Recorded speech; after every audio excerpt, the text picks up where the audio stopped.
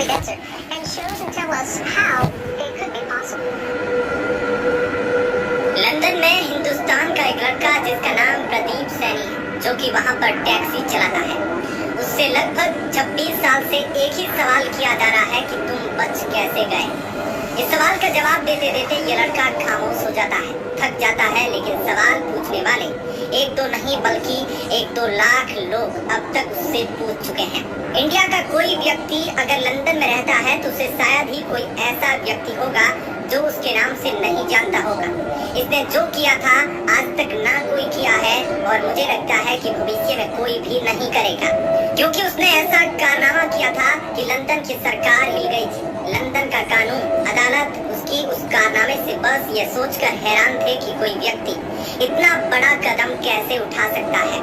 आज की सच्ची घटना की कहानी वाकई सोचने पर मजबूर करने वाली है कि कई बार इंसान जब विपरीत परिस्थितियों में घिर जाता है या परेशानी में घिर जाता है, चाहे वह खान पान की हो, पैसों की कमी को लेकर हो, चाहे वह करियर की हो, तो फिर वह कुछ भी कदम उठाने को तैयार हो जाता है। आज की कहानी में 2 सगे भाई ऐसे होते हैं जिन्होंने ऐसा कदम उठाया था जिसकी गूंज पूरी दुनिया में फैल जाती है। एक गरीब परिवार के 2 बेटे विजय सैनी उम्र 24 साल और प्रदीप सैनी उम्र 19 साल। इनकी जिंदगी में ऐसा मोड़ आता है कि वे भारत छोड़ने का प्लान बनाने लगते हैं। हर रोज विदेशी सपनों के पोस्टर देखने लगते हैं। समय आता है अक्टूबर 1996। 20 अक्टूबर 1996 की बात है। दिल्ली के इंदिरा गांधी इंटरनेशनल एयरपोर्ट से एक हवाई जहाज जिसका नाम ब्रिटिश एयरवेज था, वह उड़कर जब सीधा लंदन पहुंचता है। जैसे ही वह लैंडिंग करता है तभी उसमें यात्रियों के जो लगेज सामान होते हैं, 2 लोग थे। एक गाड़ी ड्राइव कर रहा था और दूसरा उसके साथ पिकअप मैन था जो ड्राइवर के साथ था। जैसे ही वह उस हवाई जहाज के करीब पहुंचते हैं तो थोड़ा अंधेरा था और अंधेरे में ही उन्हें एक चीज जो कुछ अलग दिखाई दे रही थी। उस अलग चीज को जिसके पास जाकर देखते हैं तो एक व्यक्ति है जो बहुत ज्यादा कांप रहा था। वह पूरी तरह से बर्फ से ढका हुआ था। इस बात की सूचना इन लोगों ने एयरपोर्ट के जो कानून व्यवस्था देख रहे थे, प्रशासनिक व्यवस्था देख रहे थे, उनको सूचना दी। एक टीम तुरंत मौके पर पहुंचती है और वहां जाकर उस व्यक्ति को देखते हैं तो उनकी सांसें चल रही है।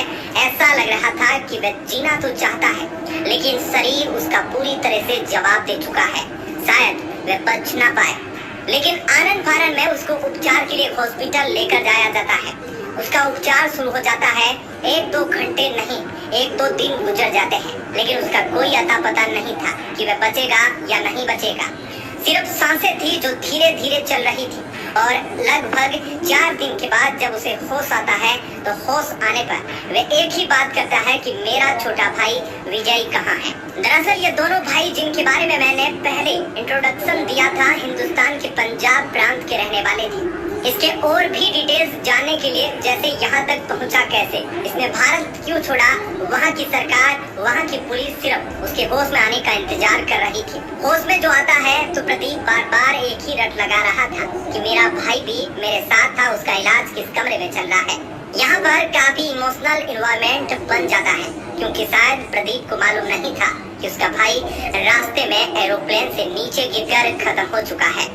खैर, प्रदीप से उससे पूछा जाता है कि तुम कहाँ से आए हो और क्या मामला है, तो उससे बातचीत की जाती है।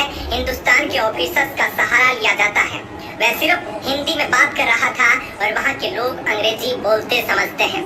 वहाँ किसी हिंदी भाषी ट्रांसलेटर को बुलाया गया। पुलिस वाले फिर से उससे बातचीत करने की कोशिश कर रहे थे।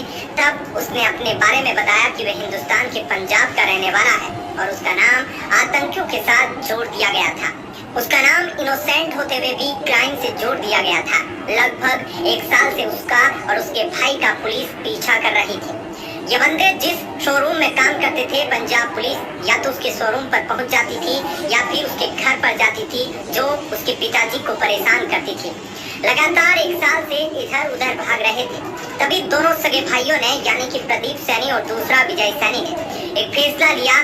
फिर दोनों आपस में बात करते हैं। छोटा भाई बोलता है, यहाँ गांव के आसपास के बहुत सारे लोग विदेश में रहते हैं, जिनके बच्चे, जिनके परिवार के लोग विदेशों में गए हुए थे। तो ये दोनों भाई अब ये पता लगाना शुरू करते हैं कि उनके आसपास के लोग विदेश कैसे जाते हैं। यह जानने की कोशिश कर रहे थे। लगातार कई दिनों तक ऐसे करते रहते हैं। आखिरकार उन्हें एक एजेंट मिल जाता है। एजेंट को यह बताते हैं कि हम लोग विदेश जाना चाहते हैं। एजेंट पूछता है विदेश में कहाँ जाओगे? यह कहते हैं कि हमें ब्रिटेन भेज दो या कहीं भी भेज दो। लेकिन इन दोनों के पास ना ही पासपोर्ट या वीजा था और ना ही उनके पास पैसे थे। कुछ पैसे जमा किए थे, वे पैसे एजेंट ने ले लिए। एजेंट ने इन्हें कहा कि तुम्हारे पास वीजा और पासपोर्ट नहीं है तो हम तुम्हें जो एक नंबर का रास्ता होता है वैसे तो भेज नहीं सकते, लेकिन हाँ एक तरकीब जरूर है जो लगेज रखा जाता है। जैसे हवाई जहाज के अंदर बहुत सारे यात्रियों का सामान होता है, बैग होते हैं, तो सामान के साथ तुमको शिफ्ट कर देंगे और तुम यहाँ से लंदन जा सकते हो। कोई दिक्कत कोई परेशानी नहीं होगी और पैसे ले लेता है। फिर 2-4 रोज बाद एजेंट से संपर्क करते हैं। अब एजेंट कहता है कि इस हफ्ते नहीं अगले हफ्ते, फिर अगले हफ्ते नहीं अगले हफ्ते, इसी तरह से महीने दर महीने गुजर जाते हैं। अब एजेंट इन्हें ना ही पैसे लौटा रहा था और ना ही इन्हें लंदन भेज रहा था। अब इन दोनों भाइयों का उस एजेंट से भरोसा हट गया था और सितंबर 1996 की बात है।